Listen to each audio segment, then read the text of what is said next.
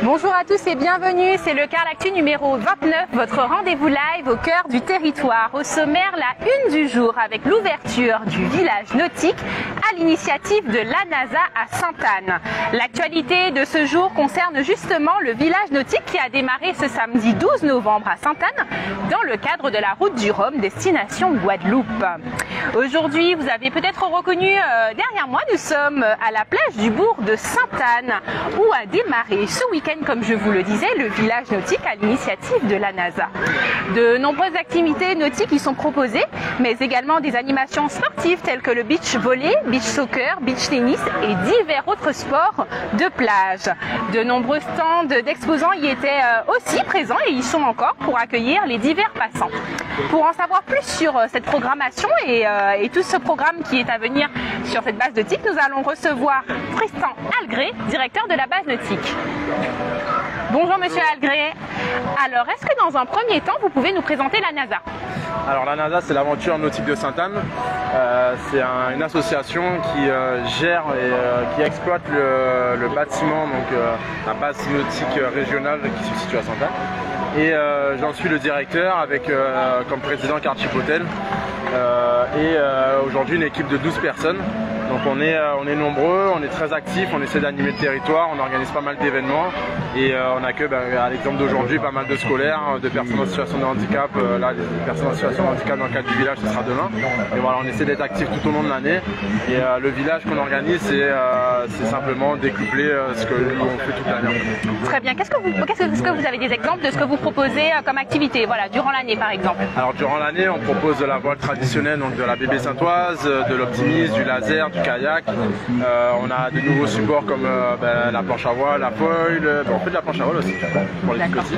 On a une activité qui est nounou vague où on peut prendre les enfants à partir de 3 ans, donc de 3 à 6 ans, ça marche super bien et voilà, ça tend à se développer. Le projet de la NASA est assez récent, il a 3 ans, donc on est vraiment en pleine explosion et d'ailleurs on cherche du monde, mais voilà, on est très actifs et on essaye d'innover et de faire vivre un peu tout le monde et d'inspirer aussi les uns et les autres à justement activer aussi le nautisme en Guadeloupe. Très bien. On sait effectivement, comme vous l'avez dit, que le village nautique à l'initiative de la NASA justement a démarré ce week-end. Est-ce que vous pouvez nous en parler? Comment a démarré le village et est-ce que jusqu'à présent c'est à la hauteur de vos attentes? Eh bien oui, le village a commencé samedi, donc c'est du 12 au 20 et finit dimanche prochain. Le but premier du village, c'est vraiment de proposer des activités nautiques gratuites aux Guadeloupéens pour en fait changer cette vision de la route du Rhum, de l'arrivée de la route du Rhum, pas simplement être spectateur mais aussi un peu acteur, de profiter de l'occasion pour mettre un pied dans l'eau. Donc ça commence bien. Hier on a fait passer plus de 300 personnes, 320 personnes, donc c'est top. Alors notre petit regret c'est que on n'a pas tant de Guadeloupéens que ça, on espère en avoir plus et tout ce qu'on fait justement c'est pour ça, c'est pour les Guadeloupéens aussi. Donc voilà, c'est un bon début. On a des exposants aussi qui sont présents et qui jouent le jeu. On a de l'animation musicale en fait le week-end. Hier on avait Dynasties, un groupe de compas de terre de bas.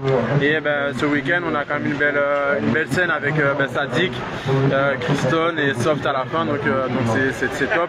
Sachant que dimanche on a la deuxième étape du trophée des Saintoises parce que un seul projet ça suffisait pas. On en a fait un deuxième qui est une course de voile traditionnelle. C'est un championnat de voile traditionnel dans le cadre de la route du Rhum. Ça a été rendu obligatoire, la présence des skippers a été rendue obligatoire sur les canaux, donc c'est créer un lien aussi entre la voile traditionnelle et la voile moderne dans le cadre de la route du Rhum, donc faire en sorte que les skippers partagent du moment avec nous, quoi. Très bien. Et on a la deuxième étape, pardon, pas la dernière, la deuxième où il y aura pour la première fois les skippers à bord dimanche à Sainte-Anne. Très bien. Un petit mot pour voilà, les personnes qui nous regardent, qui ne sont pas encore venues sur la base nautique et voilà, qu'est-ce qu'on peut leur dire, ceux qui nous regardent et qui souhaiteraient se rendre? On peut leur dire simplement de venir s'essayer aux activités nautiques. On sait qu'à Sainte-Anne c'est un peu compliqué de se garer, mais on a trouvé des solutions, il y a différents parkings.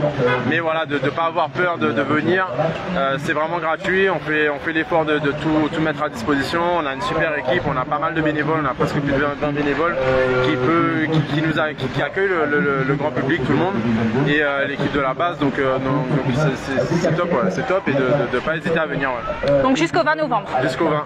Très bien, en tout cas merci beaucoup Monsieur Algré, c'est tout pour notre interview et nous on va poursuivre avec les exposants. Merci encore, bonne journée. Merci. Nous allons donc poursuivre avec les exposants qui sont présents sur la base nautique également, nous allons les rejoindre directement.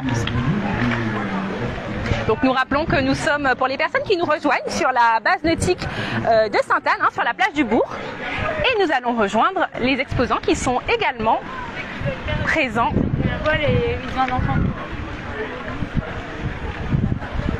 Le beau temps est au rendez-vous pour le moment, on a de la chance. Pas de pluie à signaler, donc pour les personnes qui nous regardent et qui souhaitent venir faire un petit tour à Sainte-Anne, on vous confirme que le soleil est là.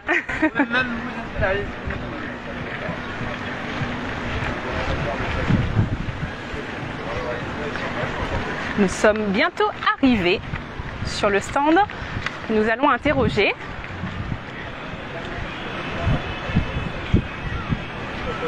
Ça vous permet de voir un petit peu ce qui se passe à travers vos écrans.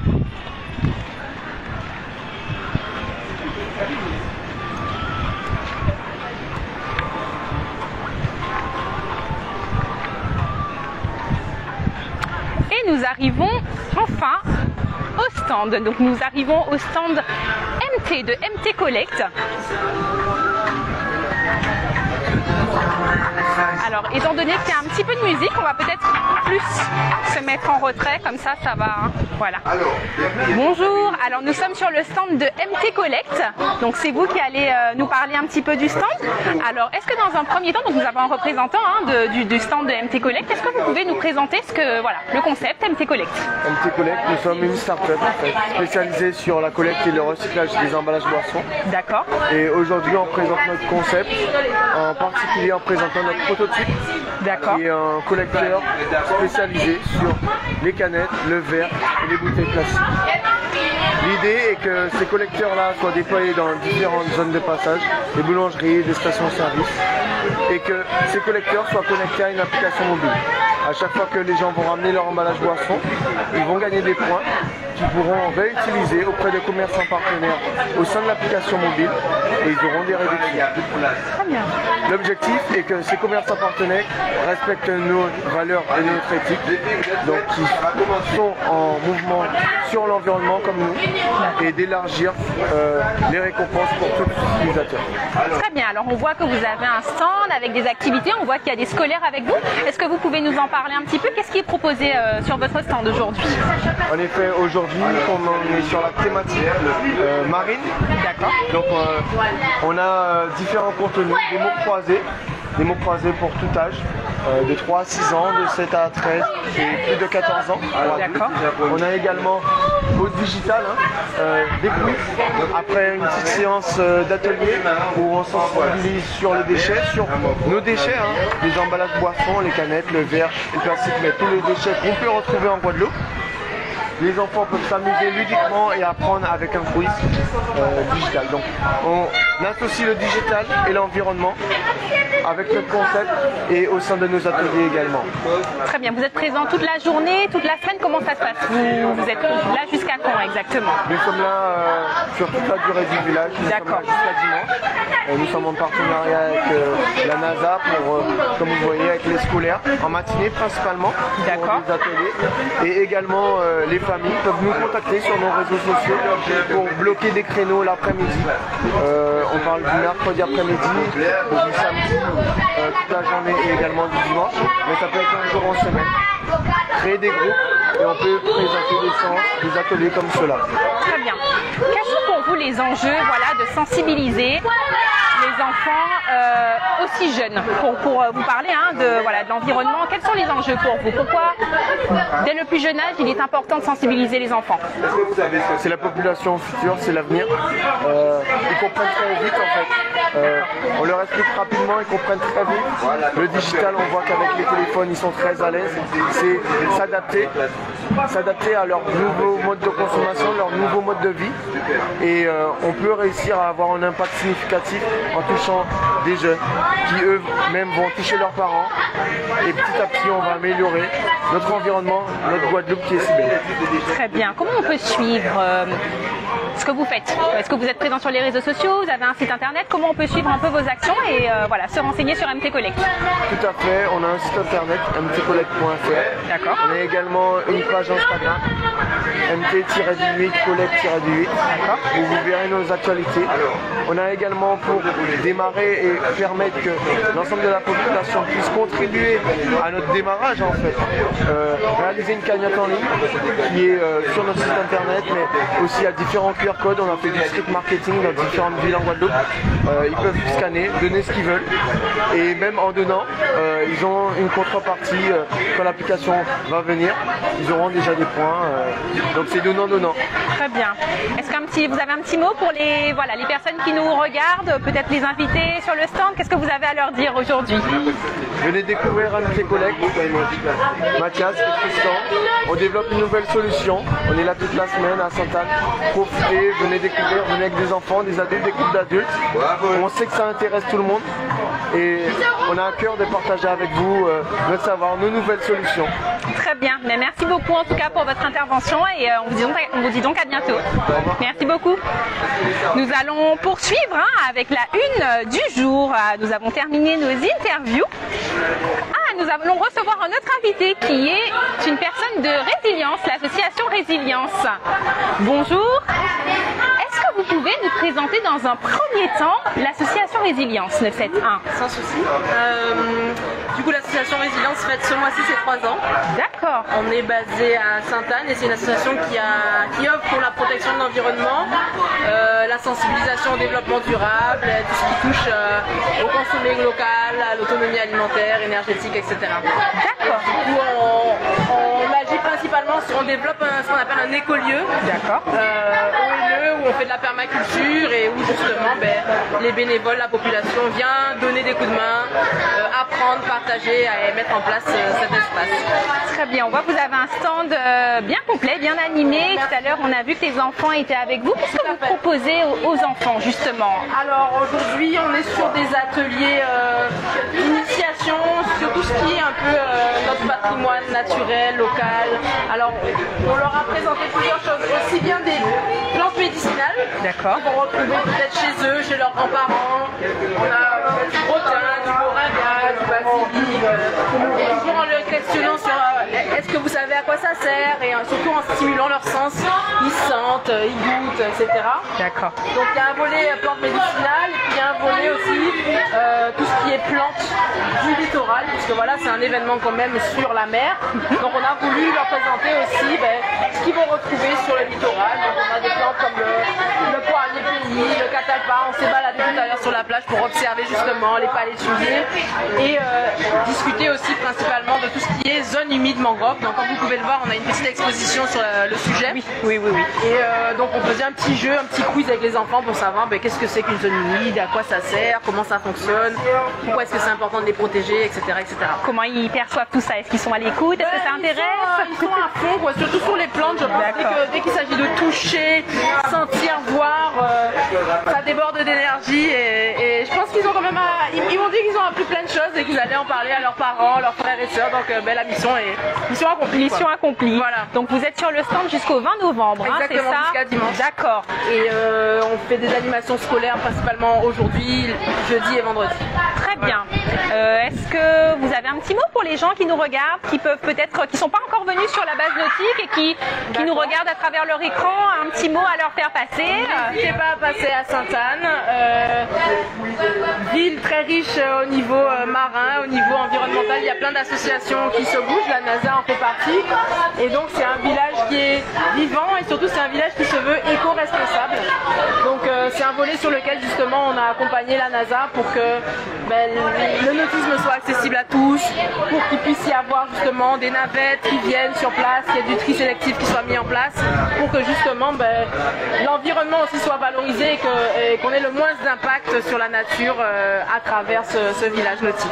Très bien. Est-ce qu'on peut vous suivre quelque part? Tout à fait. Alors l'association Résilience est sur les réseaux sociaux. Hein. Sur Instagram, c'est Résilience_971. Donc REZILYANS, vous l'écrivez en créole. Et Facebook, c'est pareil, Résilience 971. On a également un site internet résilience-guadeloupe.org. Très bien. J'en profite d'ailleurs pour passer une petite annonce. Dans le cadre justement du village nautique et du festival alimentaire, qui est un festival international pour sensibiliser le grand public sur tout ce qui est enjeu d'une alimentation durable et une agriculture durable. Mercredi après-midi, à partir de 18h, au Clubhouse, nous avons une projection de 2 documentaires. D'accord. Le premier qui s'appelle Stolen Fish et le deuxième Une terre sans abeilles. Donc tout le monde est invité, mais le nombre de places étant limité, c'est préférable de s'inscrire. D'accord. Comment on va s'inscrire justement? Alors vous allez sur le site internet de l'association, sur les réseaux, ou vous tapez le lien bit.ly/3 ans résilience. D'accord. Voilà. Et vous pouvez vous inscrire à toutes les animations qu'on propose pendant le mois de novembre pour célébrer nos 3 ans. Super. Donc on est bien. Donc c'est bien mercredi après-midi. Mercredi à 18h à la NASA. Très bien. En tout cas, merci. Et merci à vous. Merci à vous d'avoir été notre invité du jour. Merci beaucoup. À bientôt. Nous allons poursuivre avec la une du jour. On a une petite voiture qui passe, alors on va se mettre sur le côté. Je vous le disais, nous allons poursuivre avec la une du jour que vous pouvez retrouver juste ici. Dès ce week-end, comme je vous le disais précédemment, les communes membres de la Riviera du Levant ont vécu au rythme de la route du Rhum, destination Guadeloupe. Ce samedi 12 novembre 2022 a eu lieu l'inauguration et l'ouverture du village nautique à l'initiative de la NASA à Sainte-Anne. Initialement créée comme une école de voile en 1982, l'association nautique de Sainte-Anne est devenue une base nautique régionale en 2003. Située au cœur de la plage du bourg de Sainte-Anne, la base nautique bénéficie d'un formidable terrain de jeu et d'apprentissage avec un plan d'eau sécurisé par une barrière de corail et une eau turquoise inspirant confiance aux différents pratiquants. Le soleil était au rendez-vous ce week-end pour le lancement de ce village qui a accueilli du beau monde et qui ont pu participer aux diverses animations telles que le kayak ou la voile traditionnelle, les sports de plage tels que le tennis, le beach soccer ou le beach volley. Et comme vous avez pu l'apercevoir avec nous en direct, divers stands d'exposants sont également proposés à ce village. Une belle occasion pour la communauté d'agglomération La Riviera du Levant de promouvoir l'ensemble des 4 communes membres, Gosier, Sainte-Anne, Saint-François et La Désirade, les activités nautiques qui y sont à rattacher, mais également les acteurs économiques qui œuvrent au rayonnement du territoire levantin au quotidien. C'est tout pour la une du jour. Nous allons passer à l'agenda. Donc nous allons parler bien évidemment de la programmation de la route du Rhum destination Guadeloupe en Riviera. Le village nautique de la NASA continue aujourd'hui comme vous avez pu le suivre. Donc sur la plage du bourg de Sainte-Anne de 9h à 17h où de nombreuses animations nautiques vous attendent. Vous pouvez d'ailleurs retrouver la programmation complète sur le site de la riviera-du-levant.fr. Nous allons parler de votre deuxième rendez-vous en été dans votre agenda, à savoir le don du sang. Donc l'établissement français du sang, donc Guadeloupe-Guyane, appelle chacun au don et donne rendez-vous à ceux qui souhaitent donner leur sang ce vendredi 18 novembre au Carrefour Pradel à Saint-François de 8h à 12h30. Donc si vous souhaitez aider et faire un don, n'hésitez pas à vous rendre. Carrefour Pradel à Saint-François, vous êtes attendus nombreux. C'est tout pour notre Carl Actu du jour. En attendant, on se retrouve très vite pour un prochain Carl Actu sur un autre site de la Riviera du Levant pour votre rendez-vous live au cœur du territoire. Merci et à très bientôt.